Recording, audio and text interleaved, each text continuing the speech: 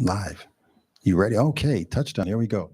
All right, once again, good evening, everyone. Some blessings. I hope everybody is well this evening. I appreciate you coming out.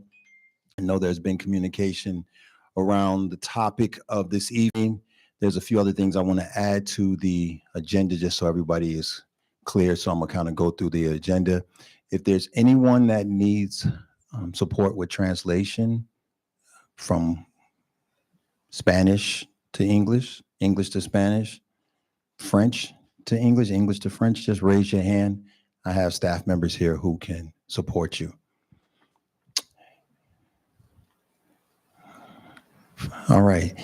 My goal is to be able to answer questions, but I want to make sure that I outline the agenda and the focus so that our questions are framed.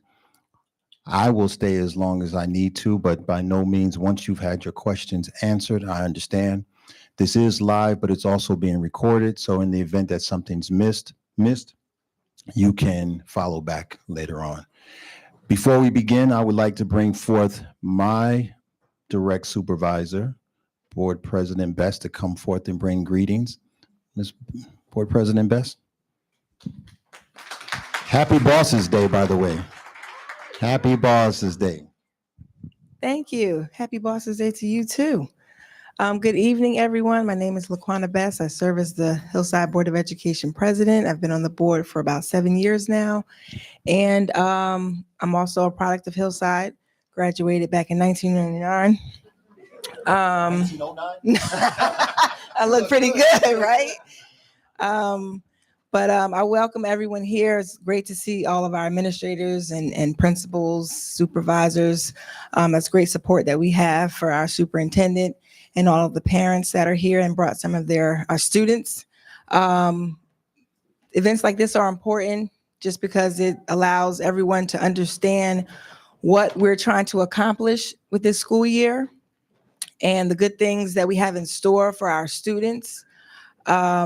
We've done a lot of great things last year, the year before, and we don't expect anything less for this school year. So I don't want to take too much of his thunder. I know he has a lot to let us know what we have accomplished, what we intend to do for this school year, and new things, new regulations that are coming on board so that we all have a great understanding of what's going on and the ability for you to ask questions and for our superintendent to answer. So I will give the mic back to Superintendent Glover. Thank you for the opportunity to speak.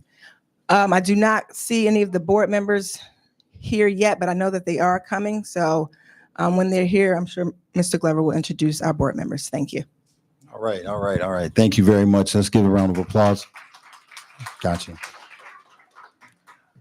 Once again, I want to thank everyone for coming out. We do have administrators, and I'm going to introduce the administrators. I think it's important that you have an understanding of who's leading our schools, who's also the central office staff in our district. Essential to understanding that their work and their staff is here to support our students and our educators. So I'm going to begin in the front. Again, you've already met our board president, Ms. Laquana Best, tenured on the board for over 7 years now, and currently running again and to stay on the board. And I hope everybody in the community understands the role and importance she has played on being a consistent voice for several years on the board. I'm going to ask that our Director of Curriculum and Instruction, Dr. Perez, please stand and just let everybody see your face so you can she's the one in charge of our curriculum and instruction. Director of Student Support Services, Ms. Taylor, please stand. Director of Informational Technology, Mr. Andre Gibson. Director of Data and Student Information Services, Christy Tuminelli. Director of World Language ESL Bilingual Services, Ms. Evelyn Aperike. Matt in the back. Somebody's interacted with Matt on a few times. Matt's manager of Transportation and Food Services. Our school business administrator, Mr. Dwayne McNeil. Many of you probably talked to this young lady on a regular basis in either communication via email or some other form. My executive assistant, Beverly Harris. Director of Security Services, Mr. Theron Arnold. Communications man, Ronald Williamson. If you love our social media space, you understand he's the man behind it. Our principals, if our principals and vice principals can please stand, I'm gonna do this relatively quickly. Don't be shy, you do this on a regular basis. In attendance tonight, we have Ola Edwards Community School, Principal Davis, Vice Principal Guilford, Raheem Graham, the OG, Deanna G. Taylor Academy, WOK Middle School, team, Dr. Wilson, Tracy Scott Jackson, and Herden Looker, Mrs. Alvarez. Sherelle Smith in the corner, she might be on them streets. She's on them streets, but she's making sure our kids are coming to school in school. I think I captured everyone. And of course, the parents and the students, we thank you. Reason why and Kenny, the man behind the camera behind you. There's Kenny. Thank you, Mr. Kenny. All right. I think that it's important that you know the faces who are leading our district, because at any point in time, you may want to interact with them. You may have concerns and challenges. You may have compliments. These are the faces that are here and available. The superintendent is not always readily available, and I understand that folks want to reach out and connect. However, that's why you have these folks who can probably get to you much sooner. It's not that I don't hear about it, but I don't really like to disturb people in the evening time at dinner time, because that's your family time. And during the course of the day, it may not always be advantageous to get to me as quickly as you would like. So I just wanted to make sure you have the right folks in the right place. This evening, it's a focus around a particular regulation that the Department of Education has asked all of our school districts to take as an undertaking, and we have currently been taking this as an undertaking for the last late winter of last year, 2025. And now we're getting to a point where we're about to have the board vote on a policy around cell phones in our district. So the meat of our conversation this evening will be about cell phones. Not me talking, me giving you guidance. I had a beautiful conversation with our students the other day around this. So I already know many of the concerns that are out there from our students, but you'll be proud to hear that what you see is really derived from the students and not from the voices of an adult. So that's one part. That's the meat part. But the other part is to highlight and to capture just some of the things that are happening. We are now officially probably closer to our 30th day of school. We're hitting close to 30 days, I believe, coming up on it. I'm going to pause for a second. Our Vice President of our Hillside Board of Education, Ms. Joanne Horton Givens, has just arrived. Just want to give her accolades. And so there's a couple of things I want to highlight and just on the same page. Hillside Public Schools is comprised of approximately 3,000 students. We're just a little short of 3,000 students. Those 3,000 students are representative of grades pre-K 3 to 12th grade. We have 7 schools in our district. We have 1 early childhood center, which is comprised of approximately right now 600 students, pre-K 3 to 4 years until 1st grade. We have 3 elementary schools: Herden Looker Elementary School, Ola Edwards Community School, Deanna G. Taylor Academy. They represent grades 2 through 6. We have 2 middle schools: WOK Middle School, Hillside Innovation Middle School. That's the 7th and 8th grade configuration. And then we have 1 high school that we are proud. That's our anchor, right? That's our North Star. And that represents grades 9 through 12. Why do I say that? Because everything we do is about students first. Those who have seen our priority goals. First one talks about student success, but each one of those 5 priority goals is something that connects to students and staff in our district. We talk about student success and well-being. I'm not saying that we're perfect, and we're not saying that people don't make mistakes, but it's ultimately about making sure our students feel safe and our staff feel safe when they come and leave our spaces, because a healthy student, mentally, physically, emotionally, is going to be a successful student. We talk about operational excellence, and that's a space that I really, really try to drill down on. Operational excellence entails all aspects of our work, whether it's our communication patterns, whether it's information that we send out. Do you know what's happening in our school district? Operational excellence. Retention, recruitment, investing in our teachers. The dollar figures are real. We've done it over the last few years. We can easily talk about it, but investing in our staff, recruiting the best staff, a fact that many people don't know, but it's important if you're a taxpayer here. In the tenure of my leadership here as superintendent, we have settled 2 contracts for the Teachers Hillside Education Association. We settled 2 contracts for the Paraprofessional Association. We settled 2 contracts for the Hillside Administrators Association. Why is that important, Superintendent Glover? Because that means you're keeping your staff, and we've also increased the salary. When I arrived here, we were not competitive with our neighboring towns. We are definitely competitive, and we're also attracting great talent, and many folks are staying. So it's important to know that your tax dollars are going to touch the teachers. They also go into the classroom spaces, which we can easily talk about and be more than happy to talk about it if you have questions about it. But I outline when he talks about recruitment and retention of staff members, it's essential that we talk about how we are making sure we keep our talent here. And we're also trying to grow our talent here. Something else that we've done that's pretty special and unique is we've taken a lot of our students and we employ them. And we've expanded the employment options for them during the summertime and school year. Previously, prior to my arrival, we had our students doing summer jobs in the custodial area and a little bit in the tech area. Now we have our students doing heavy technology. We also have them doing out the course of the year, trying to do internships. We have them working in our business office. So we're trying to create pathways where our students see that there's options, that whether you're in the district that you graduate from working or you leave it, there's options. We talk about diversity in our district. Our district just concluded Hispanic Heritage Month. We had a beautiful celebration this past weekend at Hurd and Looker Elementary Street School. It was nice. But many folks don't understand, may not know that Hillside represents, and I'm lowballing this number because I know it has changed. We have over 30 languages, probably closer to 40 or 50, but I know I'm lowballing it, but there is at least 30 different languages spoken in our small town. Just resonate with that number. And that means those folks are intersected into our classroom spaces. We're a diverse town. We respect diversity.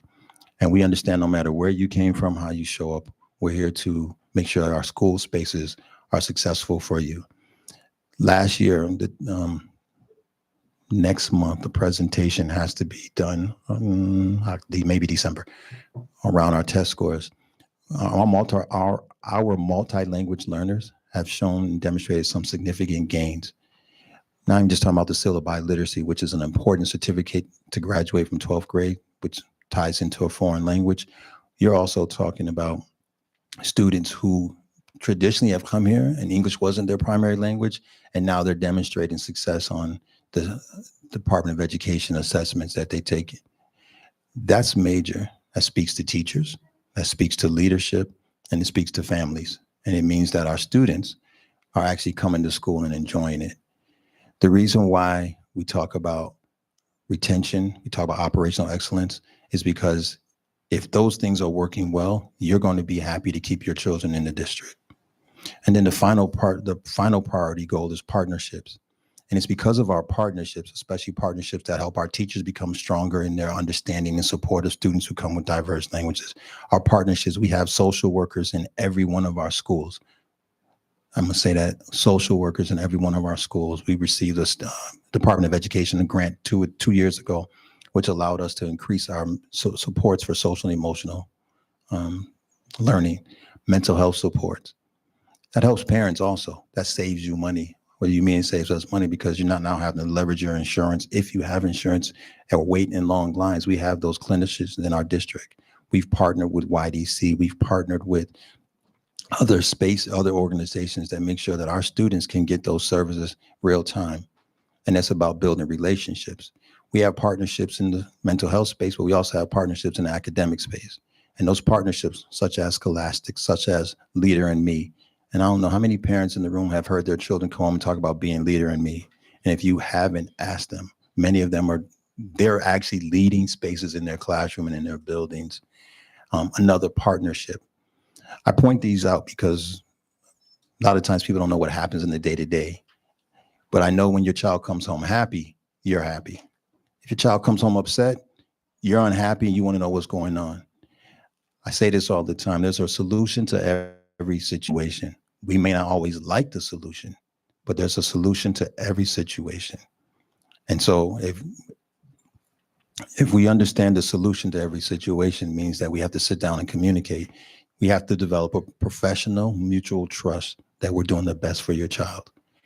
So conversations like tonight give you access into saying, explain to me how you're doing this to help my son, who may be a unique learner. He's proficient in math, but may struggle in science. Help me understand how my daughter can get on the tennis team when tennis is not traditionally what we are. I love my staff. When tennis is not traditionally what we offer. Our job is try to find out so that your son or daughter can be happy coming to school here. And when they graduate, they're ready for post-secondary life. I'm not going to say we don't make mistakes, but I believe we can fix those. So those priority goals is how we align the work. I'm sharing that with you because everything we do is about making sure we're putting students in the best interest. And if we put students in the best interest, in the best spaces, and if we put students in the best spaces, forgive me for a second, can y'all turn that off? I love my staff. I got OCD a little bit.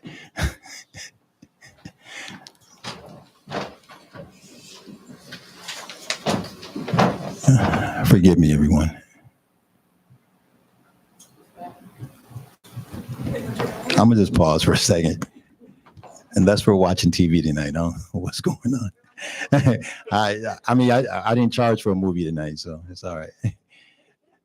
So it's about putting our students in the right spaces. So everything we do is about putting them in the right spaces. And it doesn't always mean we're going to agree on how we get there, but trust me when I say we're trying to do it so it's in the best interest of our students.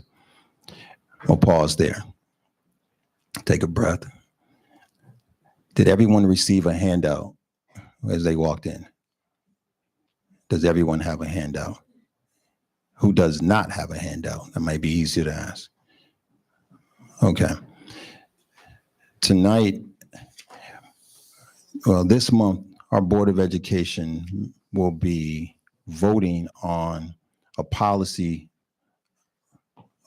change that has already gone through a couple reads, which is required statutorily. And this is the opportunity for parents to raise questions, ask questions, and in some cases, even present alternative options. It may land, it may not. However, it's opportunity for parents' voices to be heard. I'm going to say that I told the students the other day, the conversation I had with parents, I know the direction it's going. My students were pretty tough. If you have high school age students and they were part of the conversation, they were more than comfortable in sharing, and I accepted it. I know your response is going to probably be different than theirs, but it's okay because part of this is I'm guided by regulation. Other part of this is the governor of the state of New Jersey has said enact this, and the Department of Education says you have to do something. So I kind of have a legislative leg up, but now it's really about making sure what we do is in the best interest of students and families. And that's tonight's conversation. So I'm here to answer as many questions as I need to, but I want to tell you how we got here, and what's going to happen over the next few weeks. The Department of Education here in New Jersey said that all districts need to revise, if they haven't already, put their cell phone and electronic communication policy. A policy is, for those that understand the process, is something that just doesn't get enacted by a superintendent. It has to go through regulatory reads. The regulatory body here is the Board of Education. It has to go through 2 reads before it gets approved, and then it becomes enacted. We began looking at this policy last school year, the 24-25 school year. And at that time, I went to the students at the high school and the middle school and had conversations about, listen, this is coming down the pipe. Here's the research. I won't bore you with the research tonight, but in your packet, I've given you some articles, but I've also given you some reference points on where you can go to get information. So I said, students, here's what's coming. Our job is to fill in what are the consequences for students who do not follow the cell phone policy. And it was the students who helped me develop this from consequence 1, first offense 1, all the way down to the last. So if you have the regulation guide in front of you, it's also on the screen behind you, and Mr. Gibson is going to scroll up and down to make sure that I'm on the same page with you. I want to draw your attention to number one, and also talk to you about what this means. Use of electronic communication devices. So our students love when I said this, I'll say it to you. This is inclusive of any type of electronic device that can be connected to the Wi-Fi that is not the property of Hillside Public Schools.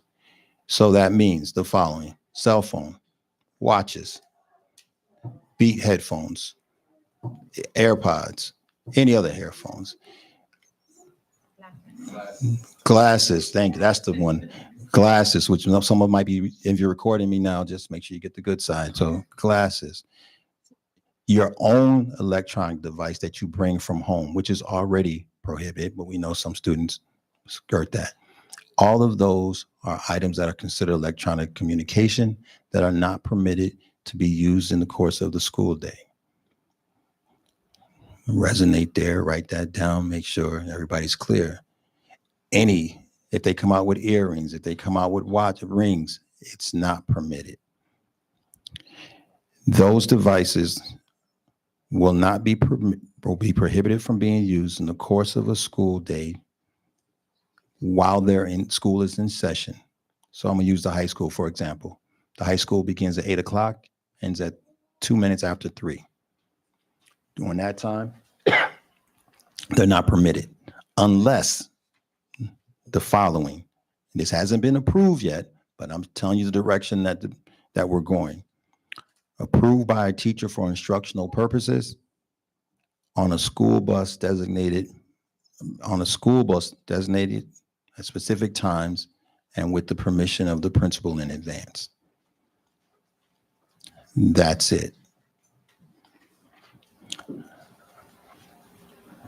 Superintendent Glover, well, I'm going to use what the student said. Not even lunchtime? Not even lunchtime. But lunchtime is our time. Not even lunchtime.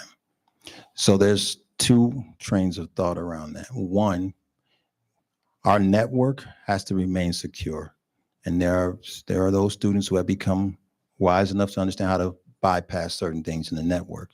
And for those that are professionals and work in business, anytime you start bringing outside devices into your network, you open up your system for corruption. Every system gets attacked with viruses on a regular basis. Is how good your firewalls are to stop them. So, no, that's why it's been important for us to make sure we give our students devices. Every student in the district from 7 through 12 has a device that they can bring into the school that's been set up, configured, allow them to access the approved spaces that they need to access. 7 through 12. In the elementary grades, there's devices there already, in classroom devices. We have a pilot program going on right now with Apple. So some of our 5th, 7th, and 8th graders already have Apple devices. So we have the technology, so we don't have to worry about students bringing their devices from home. A lot of our students like to say they're more comfortable using their cell phones from home doing the classwork, but it's not secure, and it doesn't also give them all the access, although they may say it does give them all the access that they need. Also, compared to looking at a computer screen and your phone, there's information that is missed in the course of a teaching and learning environment. Well, Superintendent Glover, you said that there are times when a teacher may say it's okay for professional use, for instructional purposes. The example that is most widely used is a lot of our students in the film, communications, TV space love to use their iPhones to record certain things. And while they're recording that, it's easy for them to upload. So there are times when there's special projects that are happening that their personal device can be permitted and used. And in the case of our film and studio class, the use of their iPhone does work better when they're recording movies. We understand that, but that's teacher approved. We also understand that there may be some specialized services that certain phones have that have been approved in advance.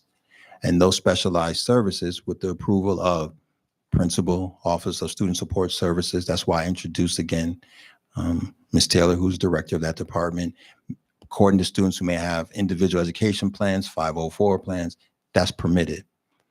We know nowadays that many of our students are able to record if they happen to be diabetic. They may be using their phone to record certain medical concerns. Again, that could be approved.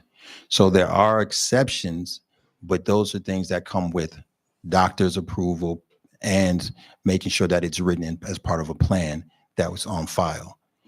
But that wouldn't be used when you're walking down the hall or you're just in social casual conversation. One of our students said yesterday or 2 days ago, was it yesterday? 2 days ago, that, well, what about in study hall? And her peer group kind of laughed and said, well, the key word in there is study. So your cell phone shouldn't be out in study hall. I know our students are going to look for all the ways. And they tested me a little bit the other day. The one that I know my parents are going to have that they communicated was the question of, well, what if my mom or dad needs to get in contact with me during the course of the school day? And it was interesting because the teacher introduced them, said, allow me to reintroduce you to old school methodology. Good evening. Old school methodology, they would call the main office. And if they called the main office, the information could get back to you because there's phones in every classroom. They're new phones. Part of some of the money we spent, we've upgraded. Some of you may say, well, every time I call the main office, the phone just rings. Well, see all these beautiful principals here in the room? If that becomes a problem, then you might have to get their direct line so you can reach out to them. The excuses that many times folks say are preventing them from trying to get in contact with the school, and I'm not saying that's not the case. We've already started looking at redirecting lines to other parts of the main office or to the principal's desk. There should never be an excuse why a parent can't get in touch with someone when it comes to their child. But I know that's going to be the biggest challenge. This also is an opportunity for our students, when you start thinking about when they're not on their cell phone, to reconnect to the classroom in a way that is much healthier and they can focus more. Folks will ask me, Superintendent Glover, this is district-wide, but where do you see the greatest challenges? My greatest challenge in the one building that has the most challenges is my high school. WOK still collects phones for those students who have violated. I know that for a fact. I was in Dr. Wilson's office a few days ago, and he had about 6 cell phones there. They get them back, but they also know the consequences. Elementary school, similarly. It's my high school. And as much as we love to exercise independence for our students, they tend to go a little overboard. I don't know if you've been in the high school space in a while, but the headphones are like accessories on the children's head. And no matter how many times you tell them, they know to take them off when they may see you, but they're accessories. Their watches, they look at, and they may bump into each other, but they're paying attention to that. Hillside High School and other spaces have reduced the number of videos that are coming out of our space. We're able to catch some things, but you still have students who like to record and see social media and watch movies in the course of class. So our cell phone policy is actually trying to make sure our students stay reconnected to the classroom and less connected to their device, the whole purpose of coming to school. So as you read through the regulation guide, the things in bold, and there's not many spaces, and I'll show you that, are the things that we have the ability to change.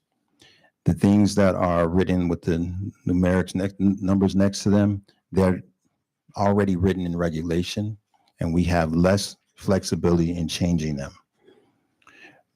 So with us saying that we are not going to, cell phones will be banned, are we purchasing something for them to put them in, or what are we doing so that the cell phones are not visible in the course of the day? So we're going to do something that's called trust. It's less expensive, and it's also about responsibility. Well, what do you mean with trust? Many folks who may have gone to concerts or see the bags that have been advertised across the state and other districts, those little pouches would cost one school. I think we test case WOK and a section of the high school, $30,000. And every time one is lost, you have to replace it. To outfit the high school and our middle schools, it would cost us well over $60,000. and it's a replacement cost of every year. We also know that YouTube, TikTok, Instagram videos have come out and showing students how to crack the code, as they say, so they can unlock those. We also know that many students, the way those pouches work is that the students take them home with them. So when they come in the morning, they already have them. Well, can you imagine how many students are going to say, oh, I forgot my pouch at home, and we don't have replacements for them, or it got stolen, or someone else took it from our house. We don't have $50,000, $60,000 a year to keep on replacing. So we're going to just exercise trust. We're going to exercise the fact that our students should be able to understand that, just like anything else they do, exercise the ability to put it away and pull it out when needed or allowed. Trust. And it's going to take a little time. So no, we're not invested in any pouches. No, we're not going to. Also, it's very challenging to keep on confiscating because it puts the district in a serious liability. Cell phones are not $39.99 anymore. They're over $1,000. And if you collect a child's cell phone that may be in good shape when you receive it, God forbid an accident happens, our insurance policy and insurance carrier will kill us. Same thing goes. Child could give a cell phone that's cracked already, and then they could blame the district in order to get a new one. So after certain consequences, cell phones could be collected, but the goal is not for us to collect them. We don't want that level of responsibility to collect at the high school 1,000 cell phones every day. Just not feasible. Trust. Dr. Wilson, I don't want to put you on the spot, but you're my middle school principal here. The expectation currently at WOK Middle School for cell phones is students do what?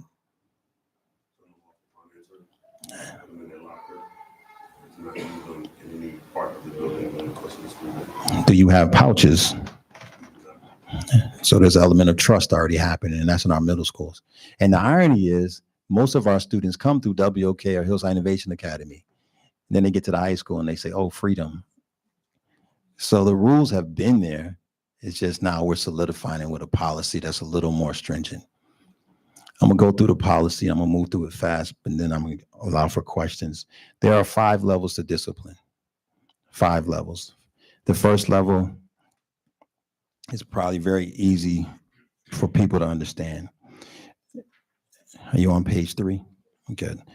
Warning and parent communication. A warning and a parent communication. A warning and a parent communication. That doesn't mean that it's going to go in the Genesis system, the student information system. Doesn't mean that you're going to be getting a phone call. That might be a text message. Talk to Jason. Jason had his cell phone out a couple times today. I'm just giving you a warning. Jason may or may not listen. Hopefully Jason does. But if Jason chooses not, the second offense that you'll find on page 4, and there's one for elementary students and there's one for middle and high school students. After school or Saturday community service, we don't call it detention, we call it community service. They're not going to be painting the walls, cleaning the bathroom, doing anything like that. They're going to be doing community service, true community service. One of my high school students asked, does that community service count towards graduation? The answer is no. They're good, I tell you. I said, this is separate. This is as of a consequence, not something good. There is a number of hours that's for each. You understand how the hours change based on the age group. So if the second offense hasn't changed the mind and heart and ways of the student, well, we get to our third offense. On page 5, you'll find our third offense. So now the number of days increases. We go from so you've already done 2 days of community service as an elementary school student. Now you're going up to 5. At the high school, well, we're going to step it up for you a little bit, middle and high school. We're going to do community service, and you're going to have to do a research assignment. What does that mean? Hopefully do a research assignment around the topic of why cell phone use in schools is not allowed, but perhaps that may not work. So you've had a first offense with probably several warnings, because most of the time, most of our school leaders want to give you a chance. You've gotten those phone calls, you've talked to your children, and you said, I'm going to take your phone from you, but you really want, we have a heart, and we know they have to walk to school. We want to make sure they're protected, etc. Then we say, well, you've had 1, 2, and 3. Now we go to 4. 4 and 5 is what made our students resonate the most. And in fact, one of them said, it's a sizable jump. Well, it's meant to be. Banning of a cell phone on school property for 1 year and a 2-day suspension. That's after 4 offenses. Middle and high school students, banning of cell phone on school property for 1 year, 2-day suspension, and a 3-day suspension from all academic and extracurricular activities. So you're a basketball player. You're a very good basketball player, but you can't stay off that cell phone, and you've already had those issues and warnings. The irony is, if you play basketball, you don't have a cell phone on you. So you are able to stay off of it. You pick and choose when it's important to. Well, those are the consequences for a level 4. 5 is the highest we could go on the regulation and the policy. 5 means you got to come have one of those nice hearings in front of the superintendent and the Board of Education, which could result in as high as a 45-day suspension, minimum of 10-day suspension, and then all those other consequences as well. Trust me, no one wants a 45-day suspension for a cell phone. If enacted, this will obviously reduce the amount of potential bullying and things that can happen in the course of the school day via the cell phone. It will cut down on some of those students who just can't stop watching movies during the course of the day when I walk in the classroom and others. It would also hopefully begin to help our students reconnect to the classroom space in the way they're supposed to. Again, this policy, the board meeting is October 30th. And October 30th is when the board will be able to have their discussion, and vote it. It will go into effect on November 1st of 2025. November 1st, 2 days after the board meeting. November 1st, 2025. One of the things that I like about our policy is that it's not about heavy suspensions. Granted, 4 and 5 kick in, but it's not about suspension the first time. That warning, trust me, children will get warned multiple times, so they're going to probably be in the first offense for a while. But it's those students who continuously stay in that, all right, I'm having a hard time, that you might start seeing community service kick in. But we have to have a policy. This is the one that the district is choosing to put forth. And with parent input, and I know the questions as they arise, it's about making sure that we're all on the same page. And the standard of accountability is even, so it can't be a sliding scale. In other words, Ola Edwards has one policy, Deanna Taylor has another, Hurd Looker has another. It's the same, and parents can see the policy, and it will be available for them to review. I'm gonna pause there, and I'm gonna open up questions. I'll give up the mic. There's another mic in the back. Can you see if that one works? While we're getting another mic in case there's questions, Dr. Howard has arrived. He's another board member. Dr. Howard. All right. Any questions from my audience members, which includes my students and parents?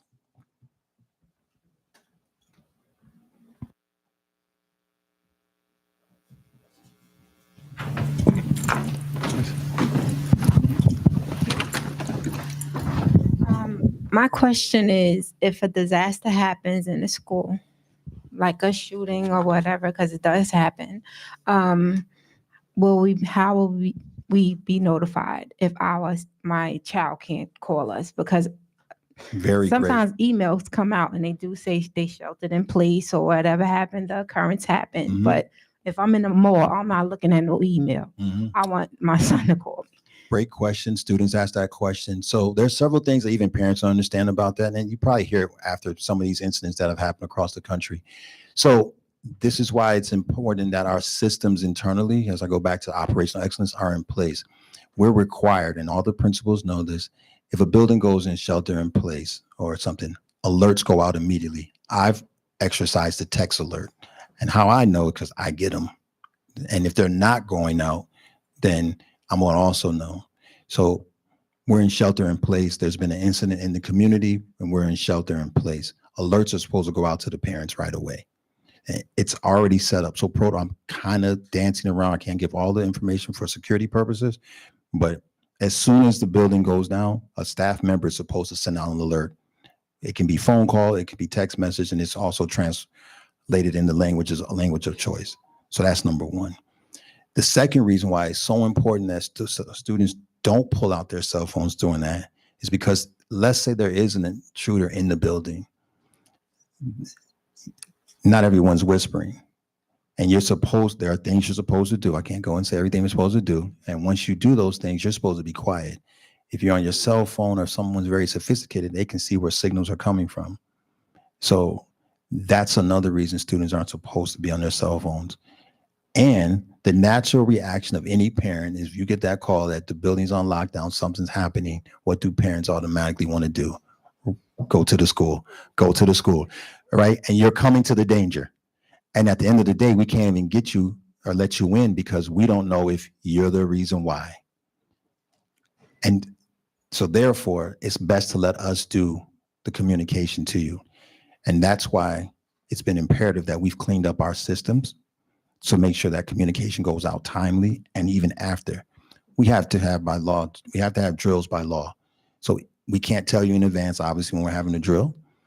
But after the drill is over, today we exercised a drill that Hurd and Looker Elementary School. It was a lockdown drill, but it was part of our regular drills. Okay, now you know. That's part of it.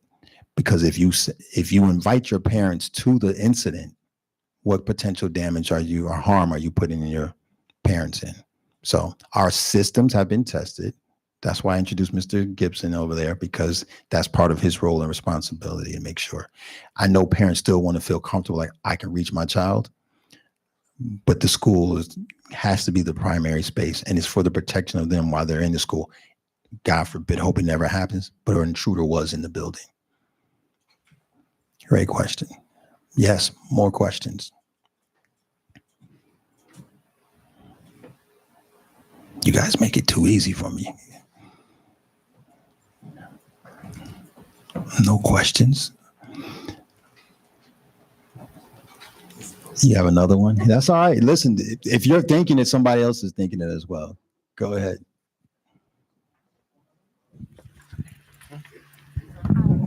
Okay, another question. Eventually, will we have the direct line to the classrooms?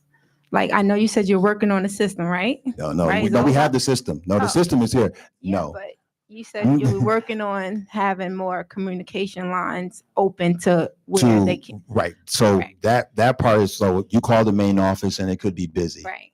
Who it gets directed to is important.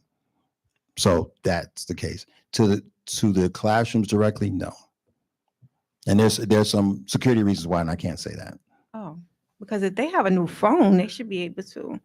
So there's also this, right? So you're a teacher and your phone's ringing 5 times in the course of the classroom, and then it's a private conversation, and no parent calls for 2 seconds, right, and says, "Hey, how's Juan doing today? I just want to check on him, make sure." You know my baby. now everybody knows the business of what's happening in the classroom, right? So no. Then there's also another security reason behind it too. Oh, what is it? Good try. I'm on my toes a little bit. Okay. Well, I have a few more. Hey, that's all right. Please ask until someone wants to change it.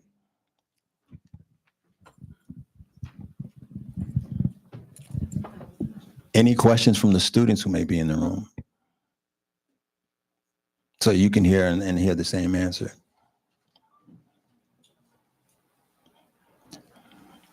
For the next few weeks, so the policy draft you have, we're going to put it on the website. It'll be on the website for you to review. This is part of many other policies. If I'm not mistaken, there's about 15 other policies. So we don't want to put all of them on there, but you have the opportunity to call the business office. That's why I showed you the school business administrator, and he can direct you to the policy, how it's going to be read. You as the community have the right to know the policies, and you have a right to give input. So in giving input, you're also in helping the board. The students gave me a couple of things, and I said I might make adjustments in talking to the board during committee. They were, after they got over the shell shock of not having to do on lunchtime, after they got over the shell shock of the consequences for level 4 and 5, many of them in the room understood. And I think the students understand that we're not trying to do it in a way that's detrimental to them. They also agreed. Many of the parents' response could be, but my mom likes to call me in the middle of the day. I said, I know. I see it in the hallway. And they like to video call you too. And I see you walking down the hallway. And they know it's wrong, but they just got to talk to their baby or let them know that the key's under the mat or whatever the case may be. But it's also not allowed. Go ahead.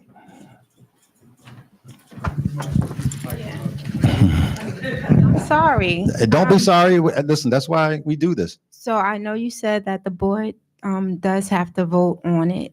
Are they voting yay or nay to it, or like what does that entails? Great question. So the board members, so this is just, their stack is pretty thick this month as they're approving several policies. So what we do in committee, and this is a good question to talk about how we have our conversations from the superintendent's side to the board and the board back to the superintendent. They review all of this and they may come back and say, Superintendent Glover, can we change the consequence for number 2? Right? Can we make it less, more, whatever the case may be? And then we have a conversation around what that looks like. Is it more punitive to students? Is it less punitive? How do we record it? Is it something we could possibly do? So we started that conversation previously. This month when we have committees, it's the same thing, but they've been looking at this over the last several months. So now we're at a point where they say, okay, we feel comfortable with what's getting presented to the community. They can then say, 9 votes say, sure, it's fine, because they know we have to have a policy. 5 may say yes, but it has to pass by the board. If it doesn't pass, that means I did something wrong. That means I didn't explain it enough in committee. I didn't have enough conversation with the board president, vice president, and the rest of the members to make sure that everybody's on the same page when it comes out. It would be embarrassing to say, no, that means I didn't do something. So that's probably the primary reason why it wouldn't pass, is if I didn't do enough communication throughout the past to make sure. I cannot just by myself unilaterally say these are the consequences and the board says, Superintendent Glover, we don't like it. And I say, forget who you are, I'm gonna put it out anyway. That's not how that would work. So if they would said no to this particular policy, it would mean we'd have to go back, revisit it again, and then come out with a policy. But the New Jersey Department of Education, as well as the governor, is saying we have to have a policy. Go ahead, ask your next question. Just hold on to the mic. You still have the mic. If he talks, I might have another one. I'm gonna stop talking, you saying? Any other questions? All right, so this is where you become vulnerable. I'm gonna leave the cell phone conversation alone, and if there's any other question that does not have to do with the cell phone. Yes, ma'am. Way in the back there, sir. Well, because we're recording, I want everybody way in the back.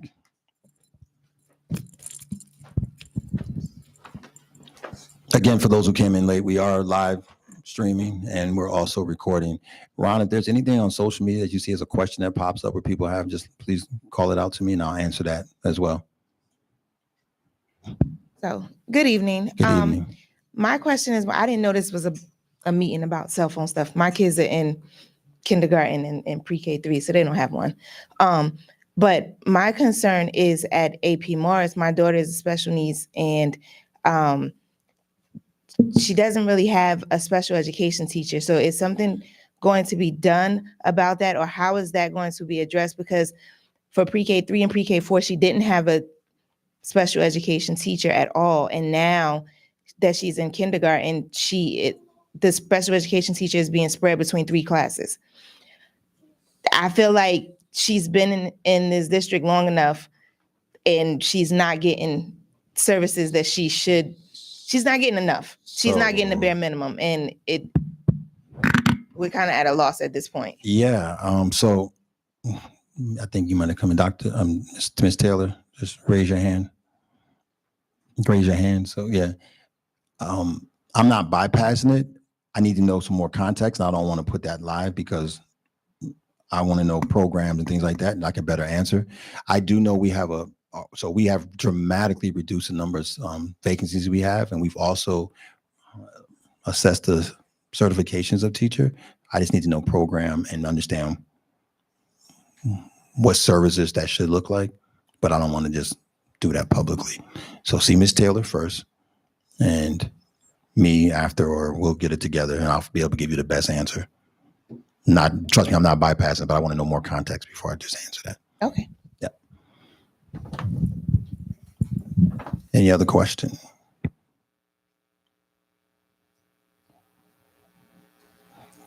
That's all right. So communication has always been an issue with, well, since I've started coming to the meetings when my daughter started going to school. And this year, I didn't find out that there was a principal change at AP Morris until we got to pre-K day. There was nothing sent out to say, hey, Ms. Palmer-Gilliard is no longer going to be here. The new principal is this. You can meet the principal, blah, blah, blah, blah, blah. There was nothing. Like parents were looking, I was still waiting for a response from the old principal about a question I had because my daughter was being moved to a new area of the school. So I don't feel like communication is getting any better. As far as I'm concerned, maybe with the other schools, but I feel like we should have known ahead of time that, hey, she's not going to be here anymore. So now I'm not waiting for a response from her. I need to find out who the new principal is so I can address my concerns to this person. Okay. Okay. So I appreciate that feedback and I will communicate it. I can say that communication went out. Now, did it go out in all the modalities that I expected to go out in? Perhaps that could be the case. The change in principle, we did make an announcement about it, and it's a timing thing as to the reason why. But we did. And I know the new principal was there at the pre-K meet and greet, and I know she's officially here as of Monday of this week. So there has been communication. I know she wanted to send out a letter and things of that nature. So there's the timing of when the transition took place. There was a little bit of a disconnect in the beginning, and there's some legal reasons as to why. However, for communication that came out, especially Ms. Wacko was sending things out, I know, over the summertime because they had to be approved. We definitely tried that and to get better. And in fairness to, I know what happened this summer, especially and what's coming out of AP Morris and other schools, we're trying to use multiple platforms to reach our parents as opposed to just one. And perhaps we need to just double check that again to make sure it's happening. So I'm not saying you're not telling the truth because that's your experience. I just know that we tried to be very clear and also make sure we adhere to the legal expectations we had to adhere to. But I will communicate that. Have you gotten a chance to engage with the new principal, Ms. Rios? On something else. Okay. Well, her colleagues and I will definitely share that with her. I'm big on communication. As you know, one of the three pillars of our work is students first, communication and integrity. And that communication, when I walked in the district, that was a challenge. I know dramatically we've gotten better in that just because of the little thing called the Hillside Forum. And I know that the nature of what it used to sound like compared to today. However, and when we still have one communication challenge, it's still a challenge. So thank you. 100%. Yeah. I can't get any information from her, so I have to rely on the school officials to. 100%. Yeah, you're 100% correct. You capture that. Yeah, you capture that. Good. Other questions?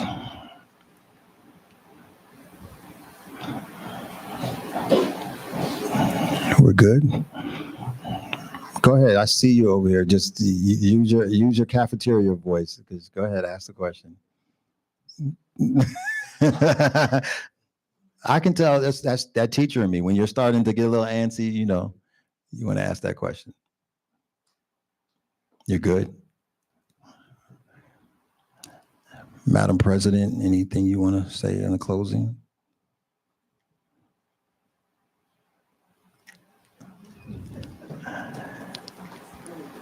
However, yeah, because the mic is in this. I want to, be fair. in closing? I'm gonna close it out, but I know you know. No, I'm asking. You said in closing? Oh, okay. All right. I know that just speaking after one of the parents stated they weren't sure that the majority of this conversation would be regarding the new regulations on the cell phones, but we're happy that you were able to express any other concerns that you had. And just to kind of piggyback on Superintendent, the district has definitely come a long way with communication.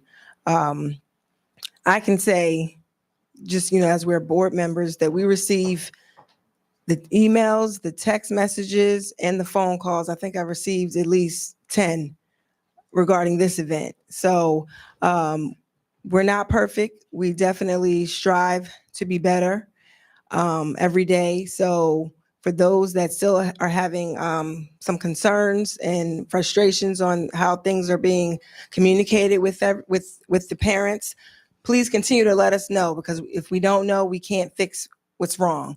But I know that we've definitely come a long way with communication, with having these type of events, these forums, to keep our communities, our parents, families, and students engaged in the district and the things that are going positive and the things that are coming forward that we just need to make sure everyone is aware of. So I do give kudos to the superintendent and his staff as we have bettered our communication, as well as other things. And I think that's it for me. Thank you again for coming out tonight, everyone. It's great to see a full room. Again, we have our Vice President, Joanne Horton-Givens here, one of my other colleagues, Dr. Donald Howard Jr., and we just thank everyone for their participation and their support in Hillside. All right. Dr. Howard wanted me to share in honor of Breast Cancer Awareness Month. We are distributing, can I take one out just to everyone who's in attendance? And Dr. Howard's gift to the community. I'm sure everybody in the room at some point in time has been impacted. This past weekend, we also had, Saturday was a full day for those folks that didn't get a chance to come out. And Saturday was a full day. We had our breast cancer awareness walk. Several members of the community came out. We also had a Hispanic Heritage, and then we had our pink out football game. So we are continuing every day this month. I'm wearing some shade of pink. It touched me personally and my own family, and I'm sure touched others. So just continue to bring awareness. So please, Dr. Howard will probably be at the door, pass one out, pass it on to someone else, and think about those. I'm going to ask something else that's special. Please keep Principal Willard, our high school principal, in your thoughts and prayers. Principal Willard, it's not a secret, has been battling a little illness for over a year now. And he just needs all the positive energy that you can give him. So this is one of those times I say, if the communication is a little off sometime and you want to see Principal Willard, he's coming to work and he's battling through it, but just be patient and understand. He does have a new vice principal over there, Ms. Hartwell. He does have Mr. Obina still.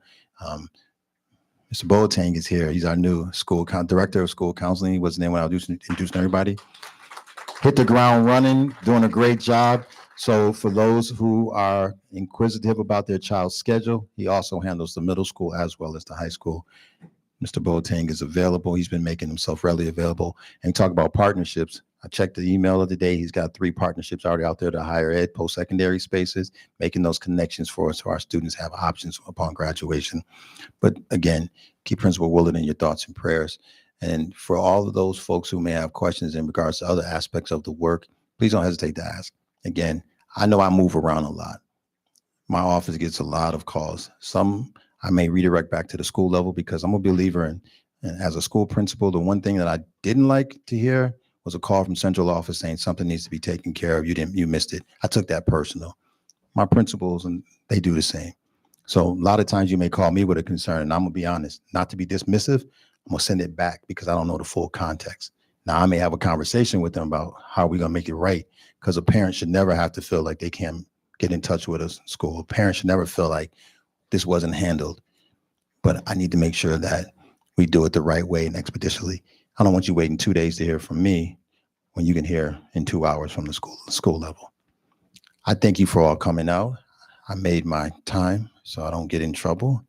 And have a great evening. What's on the calendar coming up soon? There's a national holiday coming up on Saturday. So anybody who's October birthday, make sure you celebrate, love it, and enjoy it. So take Saturday off and do something fun for yourself. I didn't say it was mine, but thank you very much. You gotta love yourself. You gotta laugh with yourself, right? And then make sure you also do something special with somebody. I think in the climate that we currently live in, I don't care what your political affiliation is, in the climate that you currently live in, it's better to talk with people in a friendly voice than to be argumentative. Let's continue to spread a little love. I meant what I say, and I say it all the time. Hillside, we can be better, stronger if we work together more often, because this district is really small and the kids know us really well and they know each other. So no matter what the debate is, we can solve it because we're supposed to be the adults. Have a great evening. Thank you very much for, oh, I'm sorry, you got a question? No, I just wanted to say thank you the other day for understanding the fire that happened in town. Oh.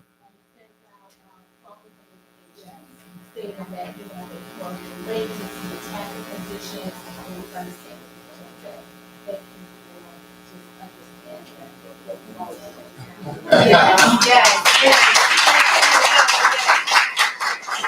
that. See Dr. Howard, please, and everyone have a great evening. Get home safely. Promotion from the Susan Coleman Foundation. I'm dealing with someone who's doing investigation here, so the light weather piece, I forgot.